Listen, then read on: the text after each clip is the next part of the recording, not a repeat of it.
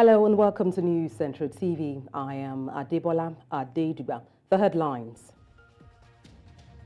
Rivers State Governor dismisses any notion of political crisis in the state. Ikeja Electricity slashes tariff for Band A customers. Chadians vote in its first presidential election polls after 3 decades.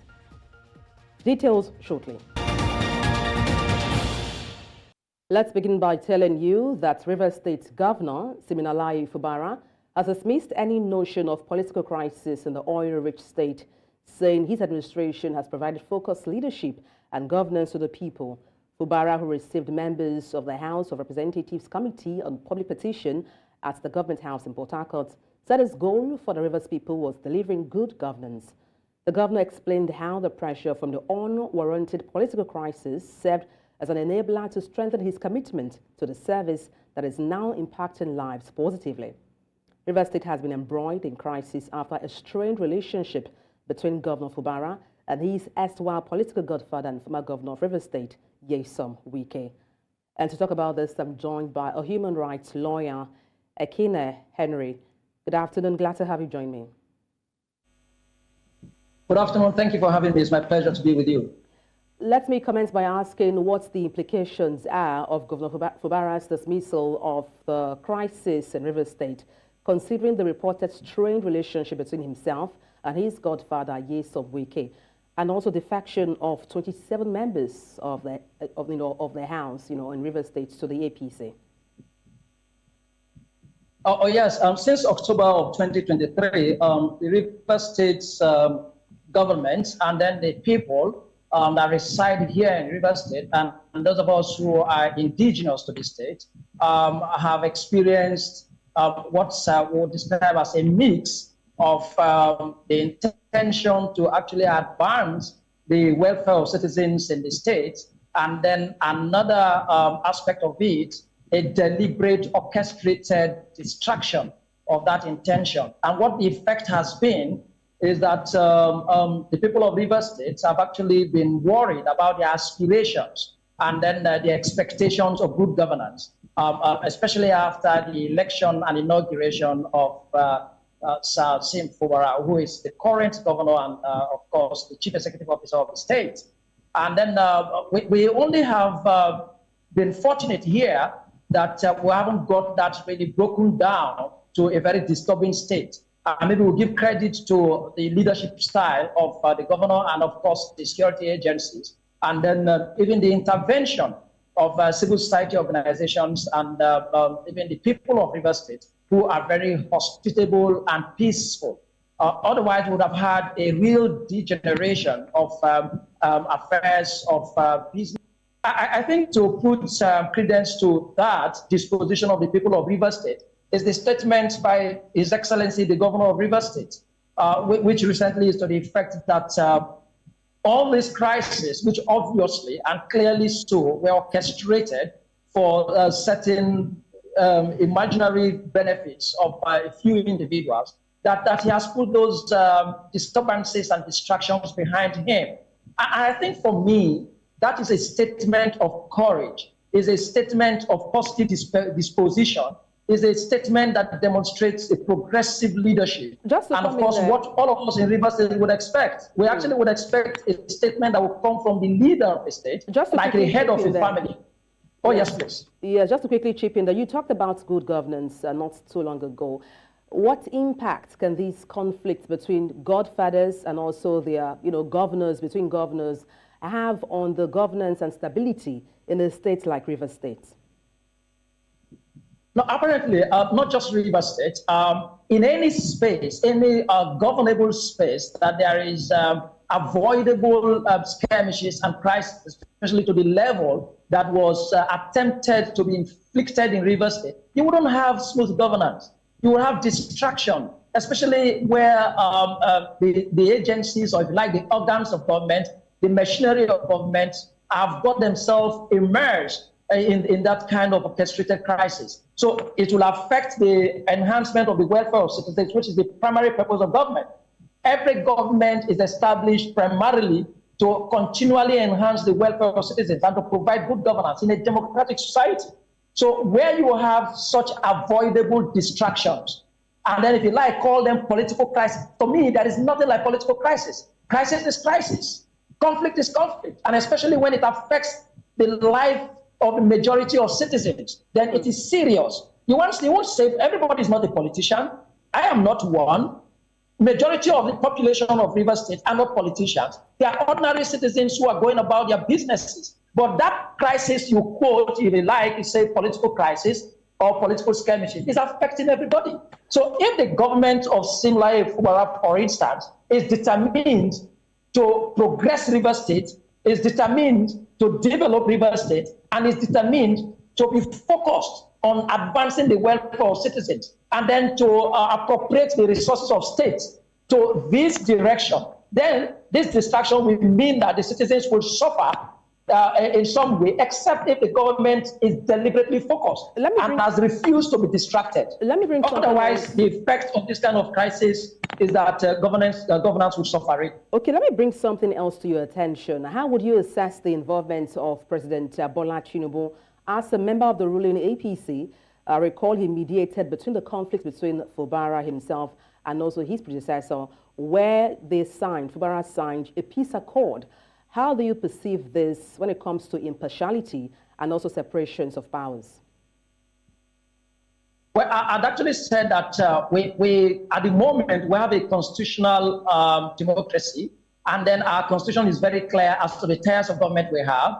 We are a federation, and then Section 1 of the Constitution of the Federal Republic of Nigeria that defines the Nigerian state gives that clear disposition of a federal system. So we have the tiers of government. And then we have clearly also under chapters 4, 5, and 6 of the respective functions of government. So when this orchestrated, if you like, skirmish was inflicted in Rivers State, yes, we heard about some attempt by Mr. President to intervene, but I had clearly, for me, described that intervention in Abuja as an Abuja imposition. And that was very clear. My view was that most of those issues in the purported 8 clause agreement were constitutional matters that ought to have been addressed just purely constitutionally.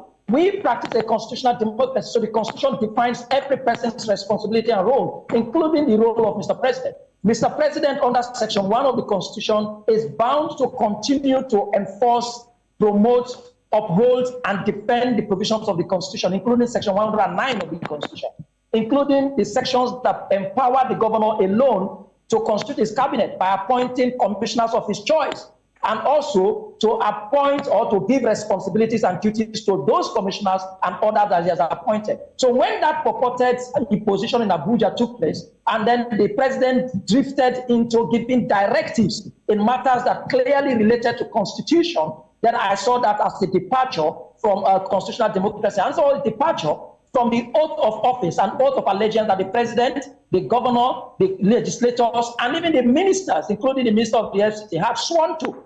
So I think apparently for me, I don't think I will give credence to that purported agreement. However, the governor of Rivers State returned home and conceded to that agreement and said for peace and for the advancement of the good governance of Rivers State that he was going to comply with that. And I think I made a count of the 8 clause agreement, and about 5 to 6 of them were directed at Mr. Governor, and he has complied with almost all of them. Even when they withdrew their cases in court, the other parties did not withdraw. Like the matter that was in Abuja, that matter got to the end, even when the defendants withdrew their processes. Of course, in that judgment, which I had privilege to read, the judge made reference to the fact that there were no processes still before him for the defendants, since they had withdrawn all their processes. So he entered judgment based on the prayers of the claimants. So that was a demonstration of compliance with the purported directive of Mr. President. And even when he came back, he recognized the commissioner, the members of the purported Rivers State House of Assembly. As far as I'm concerned, Mr. Martin Ameule and his 26 friends were colleagues and probably former members of the Rivers State House of Assembly. But those matters are sub judice, so I won't go beyond that point. And then you find a situation where the governor yet conceded to that by nominating even commissioners that had willingly withdrawn resigned from their offices. And he submitted those nominations to them again. Even when they confirmed them, he swore them into office and assigned responsibilities to them. And of course, it also receives correspondence from them with the purported amendments that we hear every day, every morning, afternoon, and evening. That Martin Amewule and his friends will purport to amend provisions of extant laws, and then the governor receives correspondence of those bills, and of course he makes his presentation where he withholds his asset. He will give reasons for withholding his asset. Yes. And right now he has made a position, a declaration towards peace and progress in River State. Yes, thank you very much. I'm afraid that's the most we can take, but thank you so much for sharing your insights on the news. Ekene Henry, human rights lawyer, thank you once again. Much for having me. Please let there be peace in River State. The Ikeja Electricity Distribution Company has reduced the electricity tariff payable by its Band A customers to 206 naira 80 kobo per kilowatts from the 225 naira per hour approved by the Nigerian Electricity Regulatory Commission. The spokesperson for the IKEDC, Olufadeke Omomorodion, disclosed this in a notice on Monday. According to the notice, the downward tariff review of the Band A customers will take effect on Monday, May 6, 2024. Under the approved review, Band A customers who were charged 225 naira per kilowatt are now to pay 206 naira 8 kobo per kilowatt. The decision to crash the tariff may not be unconnected with public outcry over the increase in electricity, which industry observers, civil society organizations, and labor unions have described as insensitive. The tariff for Band A, Band B rather, C and D and E remain unchanged. Telecommunication companies are sounding the alarm over potential disruptions to the connectivity as construction progresses on the extensive Lagos-Calabar coastal highway. Just days after MultiChoice warned subscribers of technical downtime, telecom firms are voicing concerns about the impact of construction on their infrastructure. Telcos are urging for urgent dialogue with the Ministry of Works to address potential risks and implement robust mitigation measures. While discussions with the government are pending, telecom firms are cautioning High-Tech Construction Company Limited, entrusted with a project, to proceed with care to avoid damage to critical national infrastructure. The Lagos-Calabar corridor serves as a crucial hub for submarine cables linking Nigeria to Europe, including the West Africa Cable System, Main 1, Glo 1, ACE, and NCSCS. The highway's construction has already led to demolition of properties and recreational centers in Lagos, underscoring the project's magnitude and impact. The Lagos State Commissioner of Environment and Water Resources, Tokunbo Wahab, has clarified that developers of the property demolished in Mende Villa in Mende on Saturday had been issued contravention notices since 2021, with the most recent served in November 2023. The commissioner mentioned that his predecessor, Tunji Bello, served contravention notices in 2021 to properties encroaching on the setback of System 1 drainage channel in Mende Villa, Maryland. Wahab says upon assuming his role in Governor Babajide Sanwo-Olu's second term, he issued demolition notices to the same developers in November 2023. Earlier, we were joined on the news by a resident of Mende, Isabella Adediji. To Mende Villa Estate, that's not yesterday, but the week before, the Sunday before, and he engaged with us. Throughout that conversation, it wasn't anything about demolition, there wasn't anything about contraventions being served. It was a case of, I'm coming to listen to you. And he showed us the Lagos Master Plan and said, the survey that you say you have approval for, if we superimpose that survey on the Lagos Master Plan, a row of houses in Mende Villa 1 should be inside System 1, that's the Odo-Yalaru Canal. So we're like, how is that possible?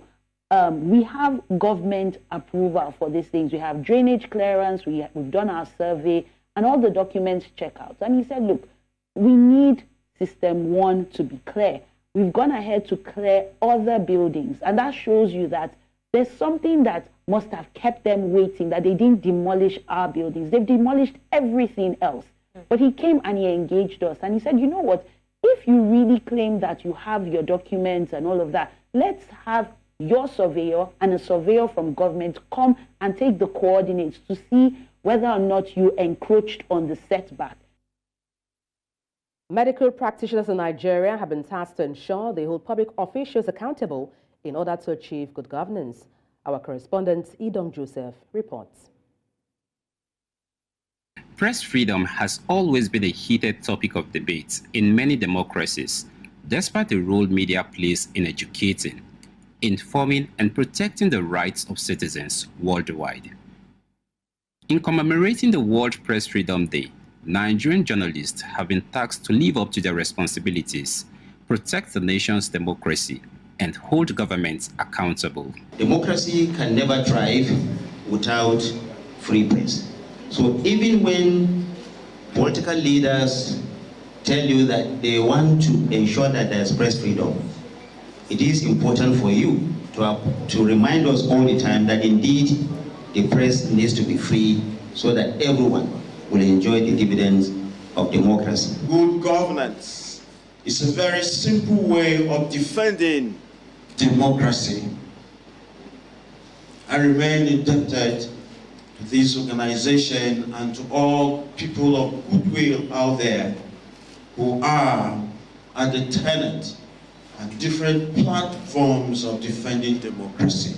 The national president of the Nigerian Union of Journalists called on governments to support journalists' efforts in bringing about good governance. As we gather to honor the brave men and women who have dedicated their lives to the pursuit of truth, justice, and freedom, is an opportunity for us to reaffirm our commitment to press freedom and good governance. We are not unaware that over the years, a number of journalists and media organizations have encountered various forms of challenges while undertaking their professional duties. I am confident that as our democratic space continues to be strengthened and the legal frameworks reformed, the occupational hazards that journalists face would inherently be scaled down. The event also witnessed the recognition of the governors of Benue and Borno states and the Speaker of the House of Representatives for their role in promoting good governance. In Abuja for News Central, I am Idong Joseph. You're watching News Central now. Let's take a short break. Stay with us.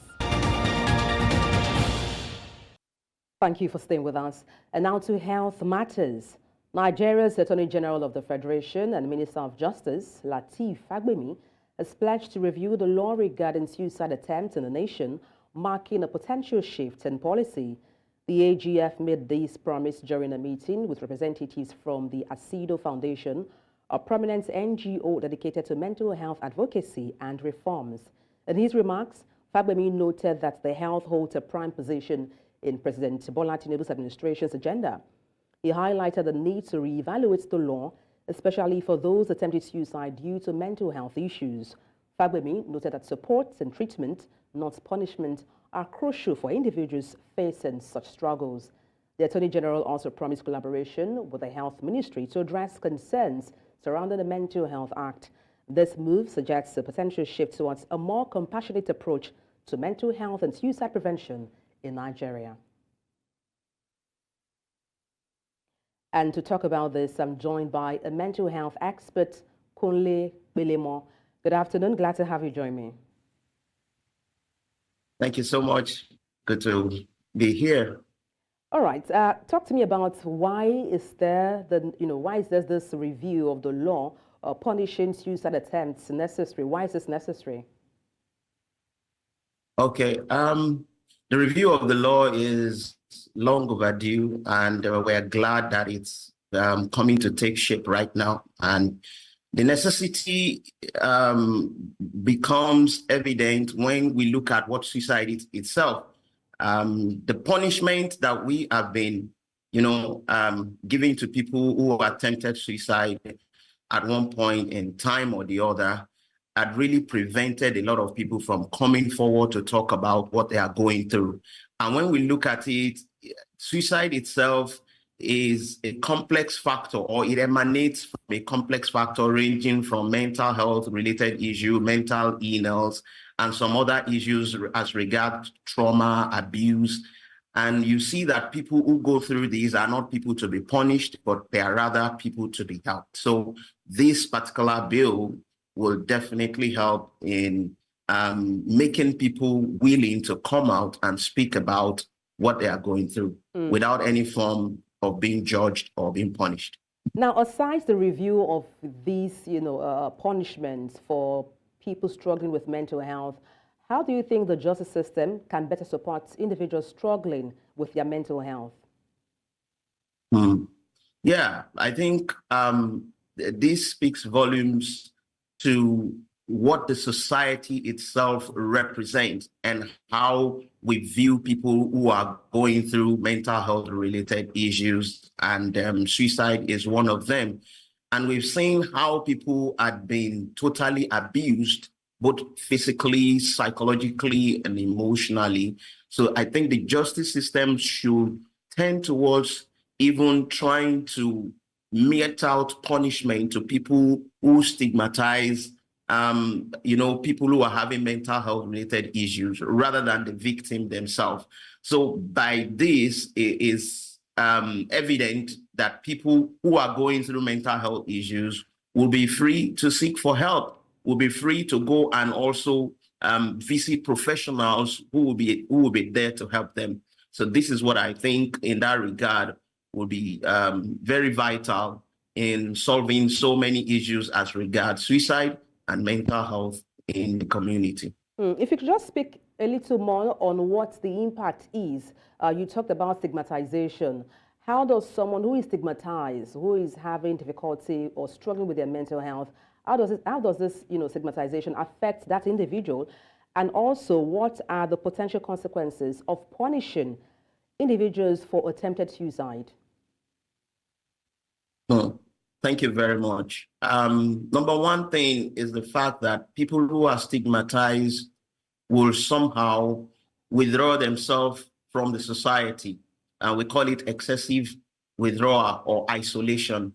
And in that isolation, it compounds their problem because they feel when they speak up, there will be a stigma attached to them. And then it also prevents people who could have intervened in one way or the other. In other words, where there is going to be an intervention to help them, that will also stop that intervention. Also, how about cases that surrounds data gathering when we talk about mental health and suicide in the society?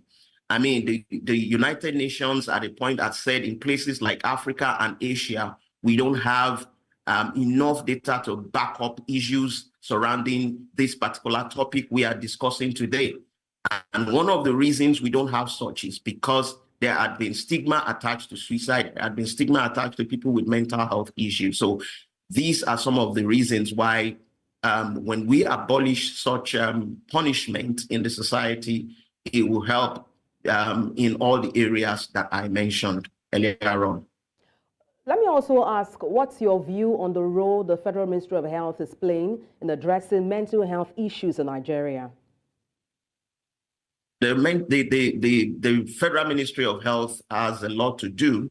And the first thing that I will speak to is about the budget for mental health. It has to go up. And I think as at the last time I checked, it was about a little bit over 3% of the budget allocated to health that goes to mental health. And then how about the personnel who discharge duties in regards of mental health in the society? The ratio is about 3 to 100,000 as we speak now. So the Federal Ministry of Health needs to scale up in that regard so that we have a lot of personnel attending to people with mental health issue. And then we also have a way of partnering with private parastatals in order to scale up in that regard as well. And then more importantly is what we are doing today on New Central, which is creating awareness. So the Federal Ministry of Health has to do more in creating awareness about mental health and about suicide prevention on so many platforms so that people will know and people will be aware of their mental health status. Thank you so much. That's a fine place to wrap up. Thank you so much for your time on the news. Kunle Pelemo, a mental health expert. Thank you once again. My pleasure. And now to security matters. Concerns over amnesty granted to repentant terrorists in Borno State are escalating following the devastating attack on a military formation and multiple assaults on police stations. The region has been rocked by a series of violent incidents, prompting urgent scrutiny of the effectiveness and implications of the amnesty program. Security analysts and community leaders are voicing apprehensions over the potential misuse of amnesty privileges, with fears that some former militants may be exploiting the system to rejoin terrorist factions or perpetuate further violence. The recent brazen assaults on military and police installations have reignited debate on the balance between reconciliation efforts and national security imperatives. Authorities are under pressure to reassess the vetting and monitoring mechanisms within the amnesty initiative to prevent the recurrence of such attacks. The Nigerian Police Force has called for the cooperation of the National Union of Road Transport Workers towards an effective policing system across Nigeria. The call was made at the inauguration of the union branch chairmen and their executives in Asaba, the Delta State capital, South Nigeria. Our correspondent, Austin Hazu, has details.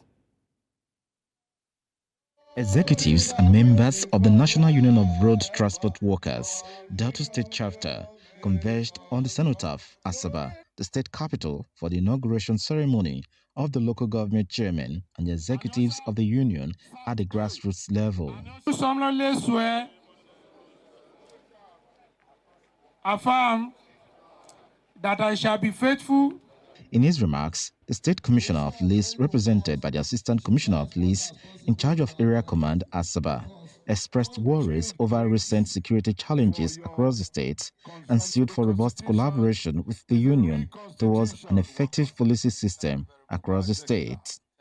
In the same vein, the State Sector Command of the Federal Road Safety Corps also advised the union to educate their members on the rules of the road. Similarly, the representative of the State Commissioner for Transport urged the union members to work in line with the more agenda of the state government.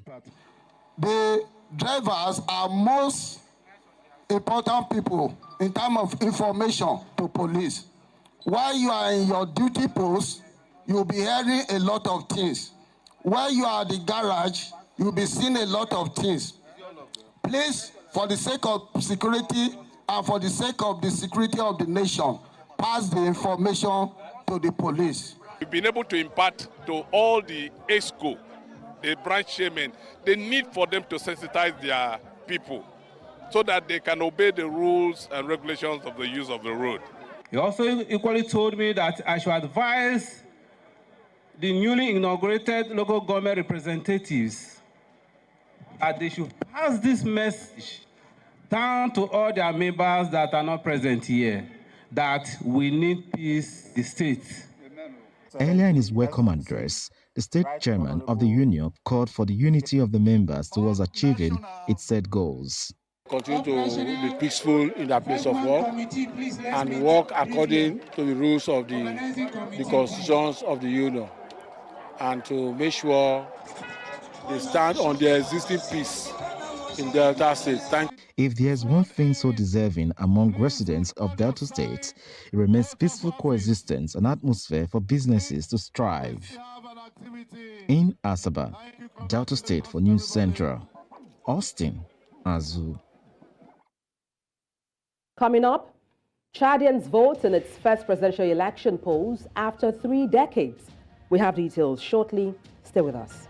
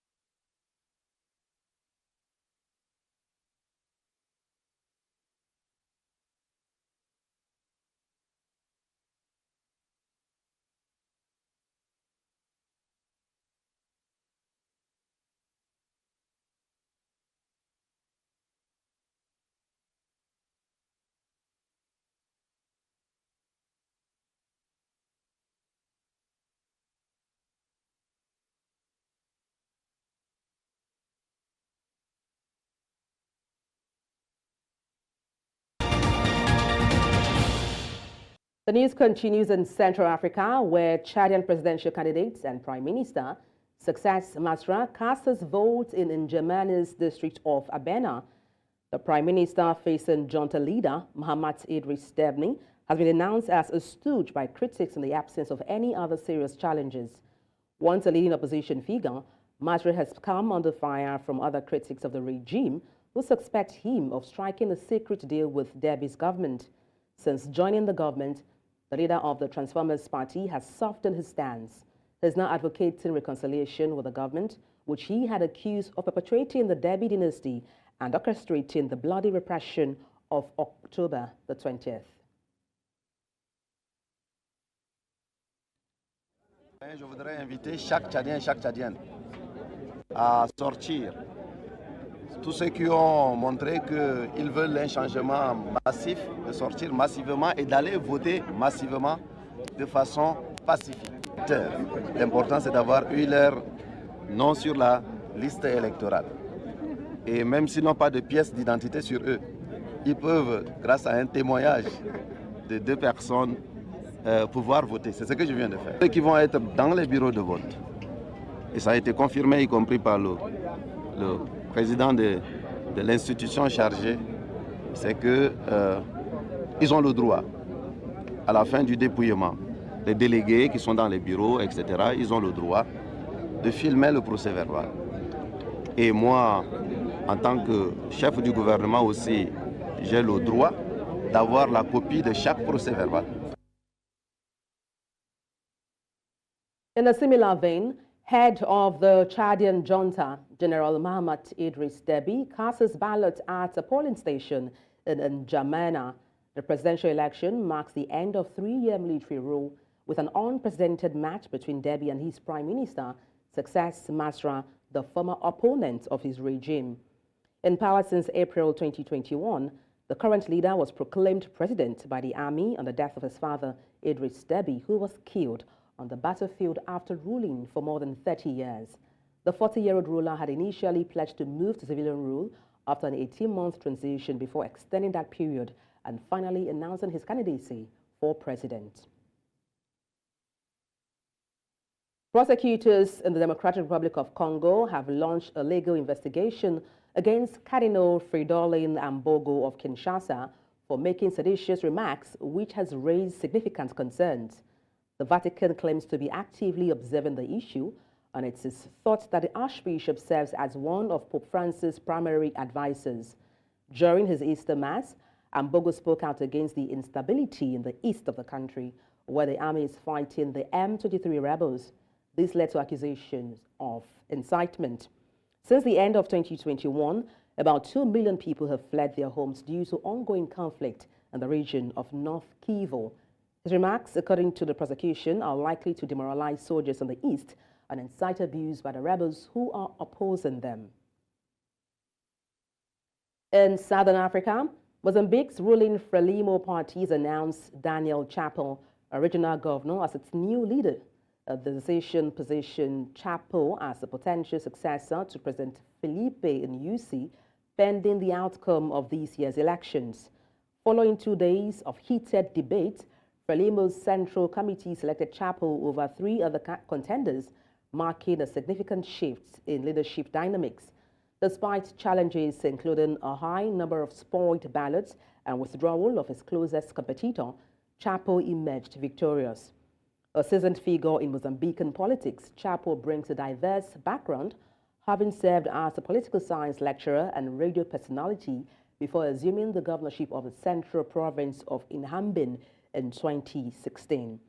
At just 47 years old, Chapo represents a generational shift within Frelimo, becoming the first presidential candidate born after Mozambique gained independence from Portugal in 1975. In East Africa, Uganda is to repatriate the remains of 2 Ugandan martyrs who were executed more than a century ago for refusing to renounce Christianity. 22 Roman Catholics and 23 Anglicans, mostly young men, were killed in 1885 and 1886 on the orders of the then King of Buganda, now part of Uganda, who was wary of the growing influence of Christianity. They all suffered gruesome deaths. Most of them were burned alive, others killed with spears or knives. The White Fathers, a Roman Catholic society also known as Missionaries of Africa, sent the remains of 2 of the martyrs to Rome, where the Catholics were later canonized, while others were kept in Uganda. Still ahead, Israel orders Gazans to evacuate parts of Rafah. We have details shortly. Stay with us.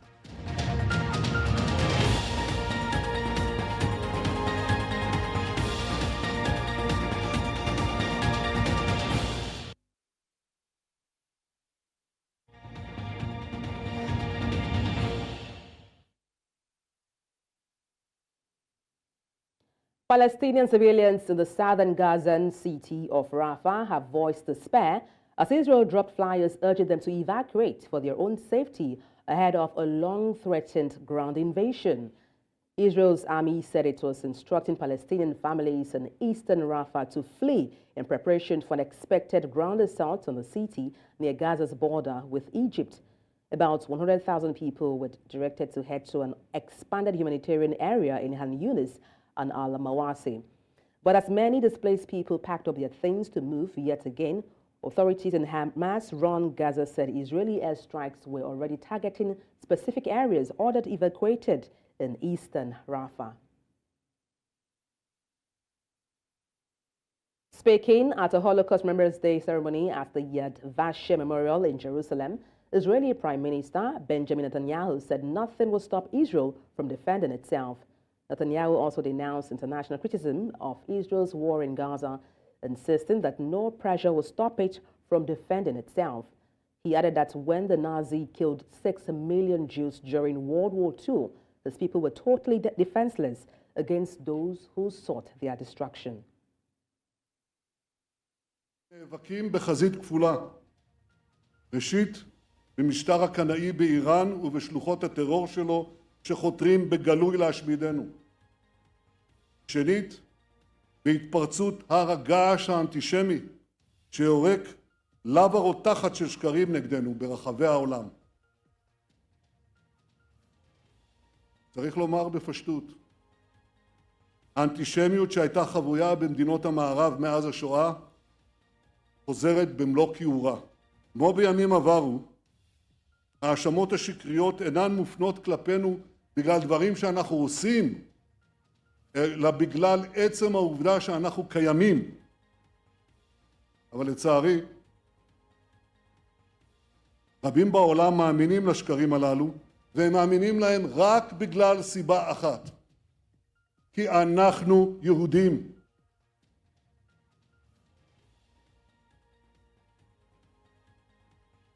Right-wing lawyer Jose Raul Molino, the protege of a Gratz-convicted former head of state, has accepted victory as Panama's president-elect with 34% of the vote, 9 points above his immediate follower.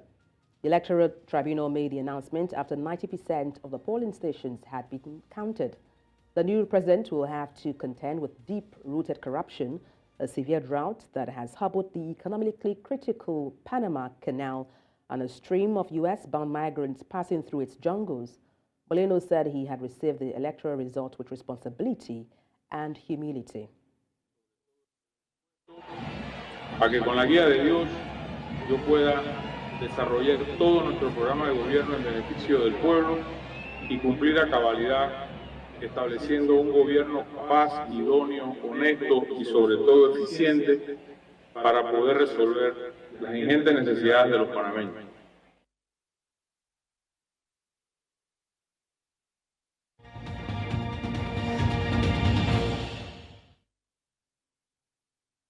The crackdown on Nigeria's crypto industry has left its young residents feeling more mistrustful and bewildered. The Central Bank of Nigeria and the National Security Advisor are planning stricter regulations, marking a significant shift from the previous administration's approach. Despite this, Nigeria has shown significant interest and growth in cryptocurrency transactions, particularly in remittances. However, there are concerns about the impact of the crackdown on industry's future and job opportunities. Dr. Iwa Salami, Associate Professor in Financial Law and Regulation, University of East London in London, UK, joined us earlier on Business Edge this morning. Puts recommendations out there for that, the Nigerian authorities can actually follow. Again, there are solutions that, Nigeria can require exchanges to comply with and sort of rected in order for us to know what is happening on those exchanges. So I wouldn't really say that these actions are necessary to comply with, to be taken off the grey list. No, because there are ways that we could regulate to ensure that the Nigerian regulators can actually get what they want in terms of knowing who is transacting on the spaces, in terms of implementing sort of KYC, preventing financial crime, money laundering. So, I mean, if we're saying this is to get them off the grey list, I think there are other ways to actually go about it than actually instituting regulations that potentially stifle the industry and potentially sort of prohibit quite a few people in the economy that are quite reliant actually on this, on crypto asset exchanges, given the unemployment situation. Fitch's revision of Nigeria's outlook to positive reflects confidence in the economic reforms implemented under President Bola Tinubu, including subsidy cuts and currency adjustment. While challenges like high inflation persist, measures such as rate hikes aim to stabilize the economy. Nigeria's B rating, while in junk territory, suggests room for improvement amidst ongoing reforms. Director, Research and Strategy at Chapel Hill, Denham, Tajuddin Ibrahim was our guest earlier today on Business Edge. If you look at the economy within the past 12 months, the government has implemented a lot of reforms, particularly two major reforms that have shaped the fortunes of the country and that look like laying the right foundation for the country. Number one is the removal of fuel subsidy. No doubt we still recognize that there is still some element of subsidy. Nevertheless, the current subsidy that we have is much lower than where we were previously. The second element is around the unification of the exchange rate, having taken into consideration several devaluations, about 3 or 4 devaluations since in the past sort of 12 months. So I think it is consistent with what Nigeria is doing. The third element is around the reduction in the ways and means, which is the overdraft to the Nigerian government by the central bank. That is another consideration by Fitch rating. So we have seen the movement or improvement in our rating from negative outlook to stable outlook, and from stable outlook to a positive outlook.